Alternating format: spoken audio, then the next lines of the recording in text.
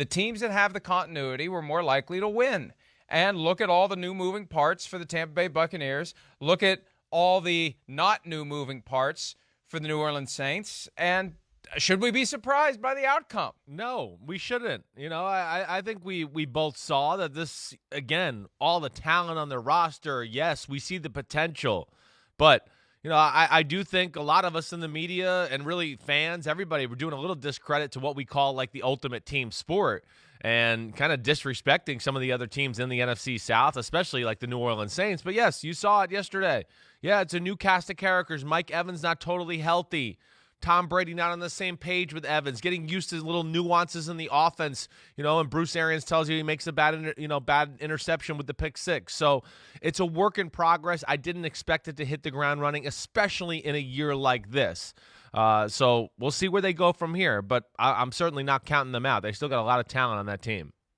And before I forget, the comment from Bruce Arians, that's the kind of public candor that Tom Brady isn't used to. Definitely He's not. used to privately being ripped by Bill Belichick. But Bill Belichick will never say something like that publicly. Arians is not going to hesitate. So, hey, Tom, that was your fault. Bad decision. Yeah, on both of them Belichick never he says it. that. No, I know. Yeah, I mean, right? The other one he said. And how much? Right. How did he say the other one? Well, that it was a bad communication and Evans ran the right route. Right. But Yeah, Evans ran the right route. Right. That was the key part. Exactly. And remember last year how many mental gymnastics Bruce Arians did to defend Jameis Winston? Every interception he threw, it seemed like wasn't his fault. So, look, everybody gets coached differently, and this is a new reality for Tom Brady. Maybe he's going to be nicer to you in the film room. Maybe he's not. Who knows? He's going to find out soon. But publicly, he's not going to pull punches. He's not going to protect you. He's not going to give the grunts and the one-word answers that are in part aimed at shielding the players from extra and unnecessary scrutiny and criticism from the media and from fans. So that's part of Tom Brady's new reality. Chris, let me tell you this. Yeah. When I looked up yesterday at 4:25 Eastern, or right about the time the game was getting ready to start, and I saw Tom Brady in that white jersey with the red 12. Shocking. It was jarring, and we knew it was coming. It was jarring to see him on a sideline in a Tampa Bay Buccaneer road jersey. And we've known it for 6 months. It was the weirdest and most prominent lightning bolt of the day for me to see that visual. Yeah, I agreed. I can still, see him or see that image in my head of him running out of the tunnel yesterday and just thinking how weird that was, and the fact that he was unable. I mean, just in that uniform, the way he looked, everything like that. It's just crazy. You're right. It's going to take some getting used to. It was like that with Cam Newton up in New England, but either way, yeah, the Tampa Bay Buccaneers got a lot of new moving parts right now. They do. And Brady was not on the same page. He's still learning the nuances of that offense. And honestly, New Orleans didn't look a whole lot better on the offensive side of the ball either, but Brady helped them, with the 2 turnovers, kind of get jump-started that way. And the way the game started out, I thought Brady and company were really going to be hitting on all cylinders on offense. Yeah, right down the field. Right. Brady scores a rushing touchdown, 7-0. Just to see that on the screen, Tampa Bay 7, New Orleans nothing.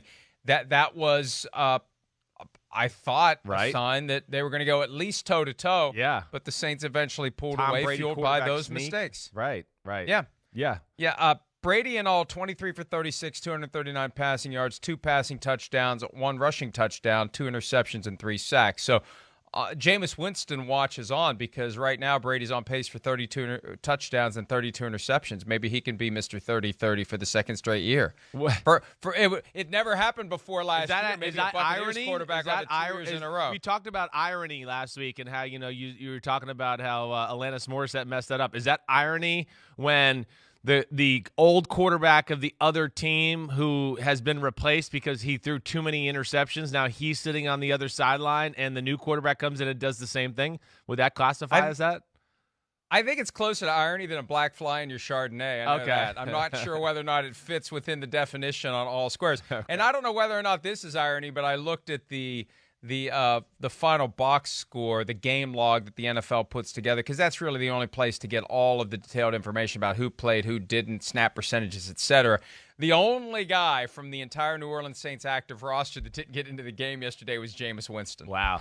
the one guy who surely would have loved to have a piece of his former team. You'd think Sean Payton would have found something for Jameis Winston to do against his former team. Well, maybe that'll happen at some point during the next matchup. He'll infuse him in there some way just to give a little jab back at the Buccaneers or whatever else that may be. But this early in the year, they were still trying to find their way to New Orleans. They certainly weren't like overly impressive with the way they looked. Defense, did play well. Obviously, with the 2 big turnovers, that jump-started the football team. But I would think Sean Payton, Drew Brees, they're going to go back and watch that film today too, and they're not going to feel necessarily real good about their performance either. Their inability to kind of create big plays in the pass game, we kind of saw that arise once again, Mike. The offensive line didn't dominate the way we're used to it, used to seeing it dominate the line of scrimmage. But I know that's a good front with the Bucs. But yeah, those were 2 teams yesterday that were working out the kinks, and it was just the one team that, like you said to start the show here. One team's played together, been battle tested. The quarterback knows the offense and the nuances of it, and there was no mistakes or I'm not on the same page as you or we didn't see that the same way, and we saw another team that had those issues, and that was the difference in the game. The good news for the Buccaneers, the schedule gets a little bit softer. They've got the Panthers coming to town, although the Panthers may not be the easy out that everyone thought they were. I'm sure we'll be talking about that over the course of the next 2 hours. Then it's at Denver, Chargers, and at Bears before a visit from the Packers. So next 4 games, not like going to New Orleans and playing the Saints. How long do you think it's going to take Brady to really get into the rhythm that he needs in order to thrive in Tampa and make good on the prediction by many in the media, including me, that the Buccaneers would get to the Super Bowl? I think it's going to take a few weeks. I do. I think it could be one of those things where, week 3, week 4, somewhere in that range is to where you start to see, okay, yep, Bruce Arians has got a good feel for what Tom likes called in certain situations. Tom understands what Bruce and Byron Leftwich mean by certain calls. There's little hidden messages that you learn through experience talking to your offensive coordinator and head coach about nuances of plays where they explain to you, hey, Tom, I called this play because I was thinking this, and at the very worst, we can do that, right? And I think those are things that they're going to continue to just work on through dialogue and figuring out what works best for their football team. So I don't expect it to be a whole lot better next week. But like you said, it's lesser competition. And another big part of that, Mike, is they need a healthy Mike Evans. I mean, we know he's a difference maker, and he was non-existent yesterday. So when you have no Mike Evans and then no run game to go on that, I don't care who you are, Tom Brady, Superman, whoever it is, it's gonna be tough sledding against a team like the New Orleans Saints. On the other side of the field, Drew Brees, 18 for 30, 160 yards, 2 touchdowns. 160 yards for a guy that's had 5,000-yard seasons over and over again, a guy who's been a passing yards machine. That's a quarter for Drew Brees. Seriously, 160 yards, not prime, a full game. Right? Yeah, and it's the one. Mike, again, I don't mean to be this. First off, we saw 2 old quarterbacks yesterday. They're old. I don't know what else to say. We're not going to sit there and never go, oh, my gosh, what a play, blah, blah, blah. They have to beat you with the offense, the scheme, dissecting you with their brain, and the occasional throw. But, Mike, I'm already week 1 going, I'm a little scared about New Orleans. Can they stretch the field? Can they get people to back off? I mean, we never saw a throw down the field other than 2 throws to Jared Cook. One, I want to say, was like in the second quarter, and then one was third quarter or so. But that was the only thing we saw all day as far as an aggressive mindset or type of play from the Saints offense. And I don't know, it just scares me this early on. And, yesterday, the Sunday Splash reports were back. And everywhere you looked, it was how close Tom Brady came to signing with the Saints. And it was a 2-pronged approach. First, before Drew Brees decided to play again. And then, even after Brees decided to play, it continued. And it came from everywhere. And let me tell you something. I have it. You want my Monday conspiracy theory? Because I have a conspiracy theory too, but I'd love to hear this. Go ahead. I think all of this came directly from Brady and his camp, with his agent being the conduit for the story being handed to NFL Network, ESPN, and Fox. Here's why. In all of the talk that came out yesterday about the possible destinations for Tom Brady, and the Bears were one, the Saints got most of the focus, the Chargers were mentioned again, there was never a whisper about the fact that he wanted to go to San Francisco and supplant his agent's other quarterback client, Jimmy Garoppolo. That was never brought up a single time. Mike, that's first off, my conspiracy theory was the same exact conspiracy theory, except I didn't even think about that aspect. You're right. Very odd we didn't bring up the team that we know he wanted to go to. I mean, yes, I thought the same thing, though. When I was kind of eating breakfast yesterday morning like you, and, you're watching the shows and everything else, this report came out, and the first thing I thought of is I went, man, did Tom Brady let all this out to kind of screw with Drew Brees and the Saints on game day, knowing this was going to come out right now and kind of play that type of game? I mean, that's exactly what I thought. Now, I don't know if that's true, but it just seems very coincidental, and even more so when you add that little fact that I missed, yesterday. Here's how the sausage gets made, folks.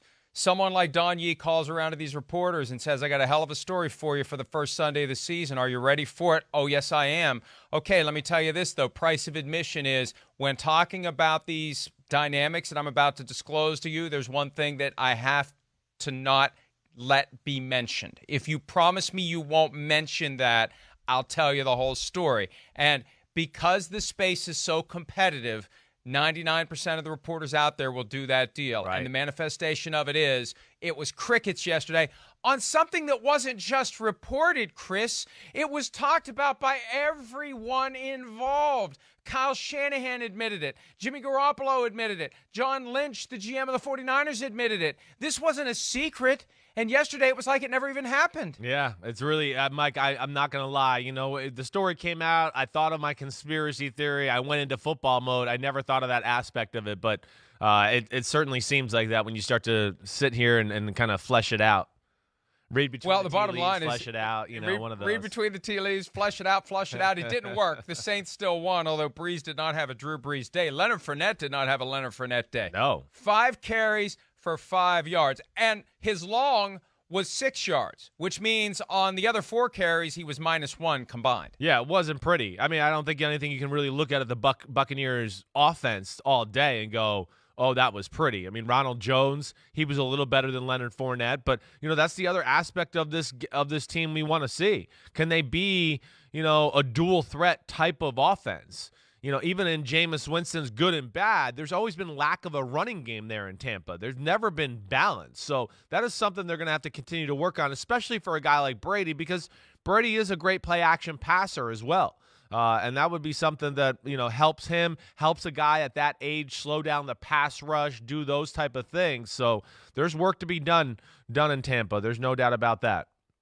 Taysom Hill also was not used much, considering how much money is being paid to him by the New Orleans Saints. 1 for 1, a late throw in the game, kind of something to put on film to get teams to think about down the road, because it really wasn't necessary. It was a well-designed play, a flip to, a lateral from Drew Brees to Taysom Hill, and he throws it 38 yards to Alvin Kamara.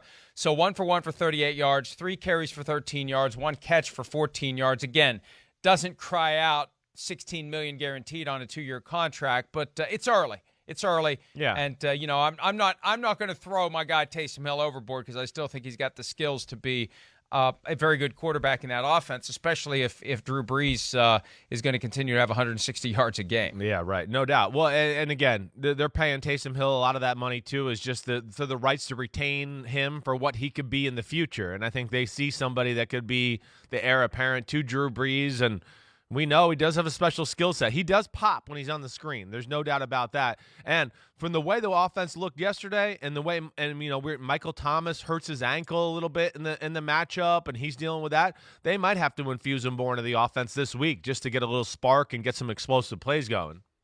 I'm glad you mentioned Michael Thomas, because it was a fire drill yesterday to find out something about the ankle before we talked about the game last night on Football Night in America. And you could see the the ankle get injured. Alvin Kamara fell on Michael Thomas down near the goal line late in the game. It was garbage time, but when do you pull your offense off the field? You're only up 11. No. It's not like you're going to pull them out. And you're at that getting them point. in shape. It's their first game. Right. You want to get them going a little. Right. And stuff happens. It's amazing injuries like that don't happen more often with all the bodies flying around on an NFL gridiron.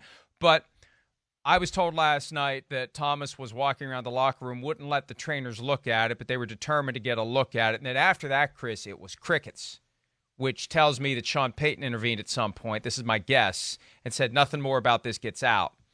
And we'll find out Wednesday on the injury report whether and to what extent Michael Thomas practices. Is he injured? They don't want people knowing.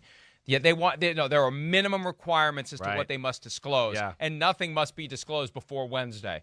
So the fact that it's silent makes me think that it definitely continues to merit paying attention to. No question, no doubt about that. And he's such a big part of the offense. And even before that, though, again, they had a hard time getting him involved yesterday. The one thing, and I'll be excited to watch the game film, and that's something I'll do today with Ron Jaworski, is just the fact that it popped out to me a lot in different moments. Again, they went out of their way to not get exposed by Michael Thomas in the short passing game and Alvin Kamara in the short passing game. And when you take that away, this is going to be the big question for the Saints for me as we go on here. What's going to be the next phase of the offense? What's Drew Brees going to do after that to create plays? And I think that's something they're going to really have to think about in New Orleans to make sure their offense is well-rounded and tougher to defend. And as the Drew Brees deep ball has continued to diminish, that's what teams are going to do. Exactly right. You're going to move closer and closer to the line of scrimmage. It's like moving the batters up when the guy can't hit the ball over your head. The fielders, you're going to move all batters, fielders, whatever, same difference. They know who we mean. You're going to move the fielders up until he can hit the ball over your head. And I remember Drew Brees in camp saying that he worked on it in the offseason on his deep ball. Father Time has worked on your deep ball. That's the reality. No doubt. And that deep ball, once that deep ball's gone, it's not going to come back. There's no exercise you can do that's making that deep ball come back. Maybe you can get the absolute most out of what you can still do. Exactly, right. But it ain't coming back. Hi, I'm Mike Tirico, and thanks for watching. Make sure to hit subscribe for the latest news and highlights from NBC Sports.